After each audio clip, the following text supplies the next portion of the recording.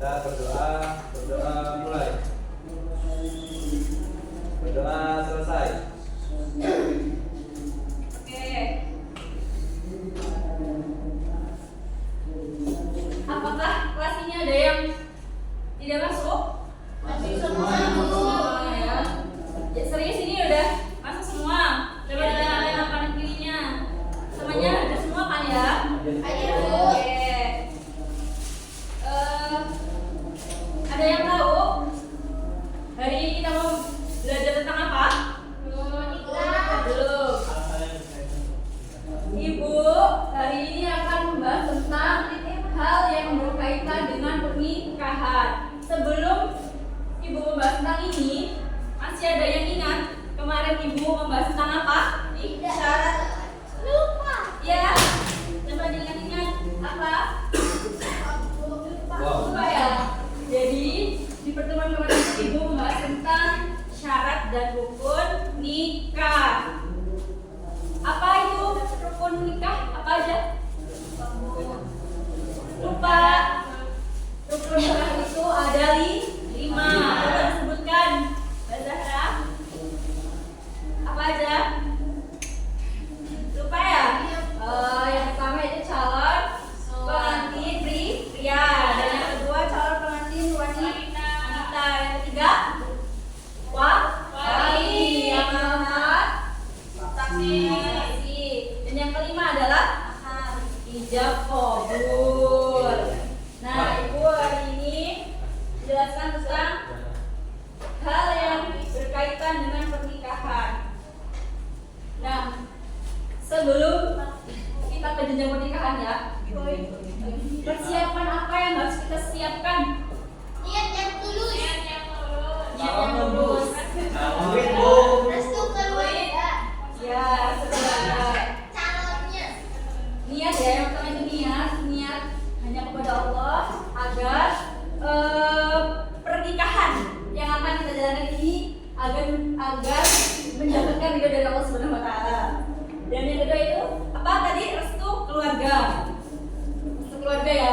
Kalau kita menikah tanpa restu keluarga juga pasti nggak berjalan dengan mulus ya. Jadi harus dapat restu dari keluarga. Yang ketiga apa? Konseling pranikah. Konseling pranikah. Udah ada yang belajar konseling pranikah belum nih? Belum. Ya, lagi 11 sebentar lagi nih, jangan-jangan lulus SMA langsung nikah. Jadi konseling pranikah ini pembelajaran yang mana agar kita mempersiapkan diri kita dalam pernikahan tersebut, dalam membangun rumah tangga. Wow. Dan yang keempat yaitu kesiapan fisik, mental, dan finansial.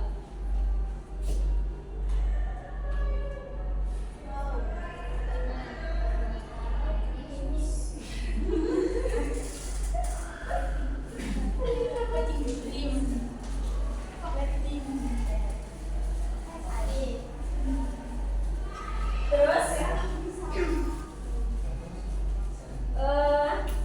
itu kan tadi 5 itu kan. Nah, ini ketika proses pernikahan itu ada apa aja? Ada 2 ya. Yang pertama rukun nikah sama resepsi pernikahannya. Nah, rukun nikah tadi kan disebutkan. Setelah itu apa itu resepsi pernikahannya apa aja? Nggak tahu. Jadi sebelum menikah apa aja yang dipersiapkan? Nggak tahu. Apa? Lalu Calon. terus nyebar undangan nggak? Iya. Terus setelah itu foto. Apa ini? Ini bukannya dokumentasi. Maaf ya tadi. Terus apa kalau undangannya menghadiri pernikahan kita nggak makan? Makan kan ya? Hidangan untuk para tamu.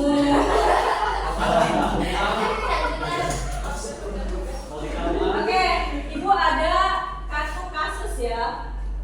Kartu kasusnya itu jadi kelompok yang satu ini kelompok yang akhwat.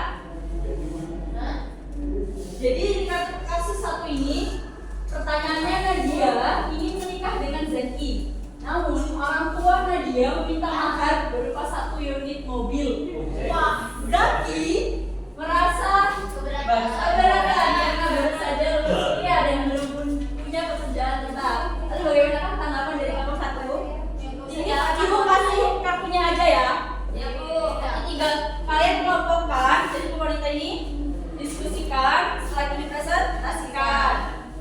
Yang laki-laki tentang kasus yang kedua yaitu belum siap mental.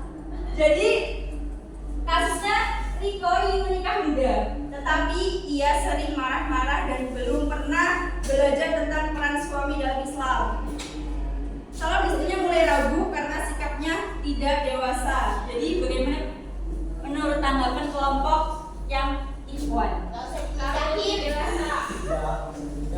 Ibu, diskusi waktu diskusi 3 detik. Ibu sekarang ya. Oh, 5 detik, 5 detik.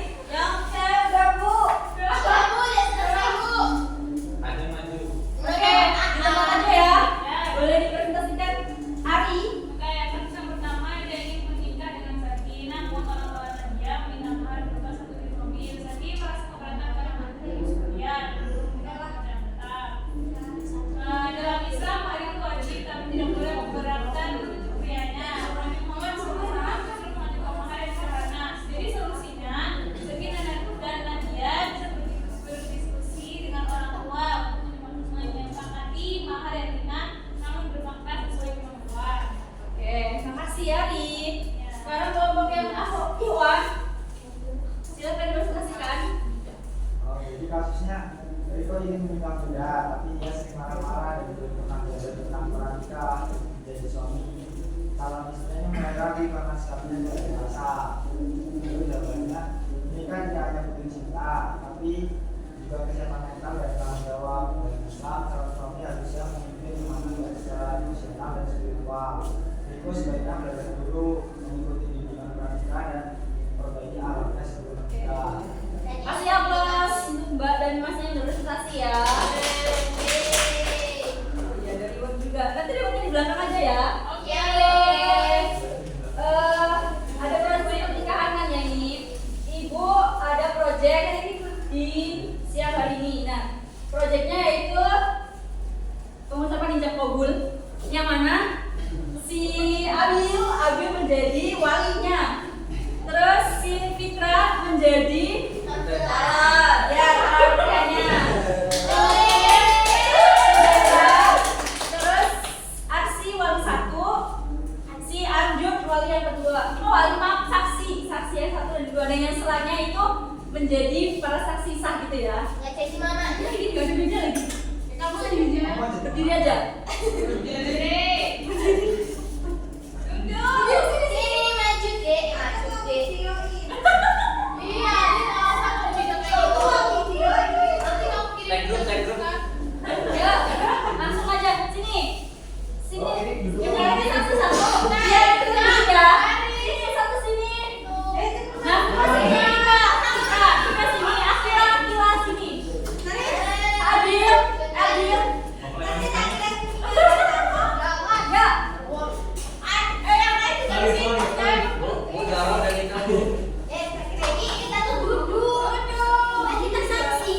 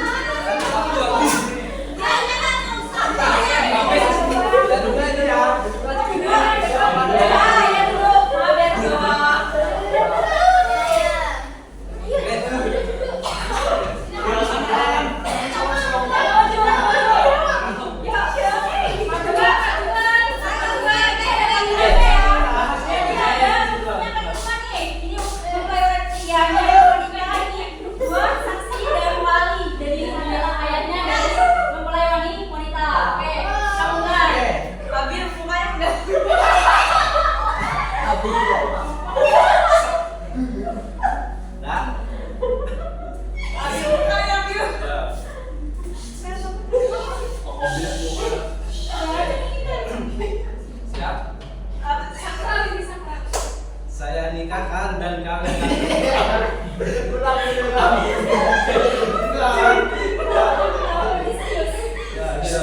Yes. 11.30. Ya. Saya nikahkan dan kawinkan engkau Ahmad Fitra Sumbono bin Sarino dengan putri saya saya Akira Azhara binti Supriyono dengan mas kawin berupa cincin emas seberat 5 gram dibayar tunai. Saya terima kabarnya Akira Azhara binti Supriyono dengan mas kawin tersebut dibayar tunai. Hah?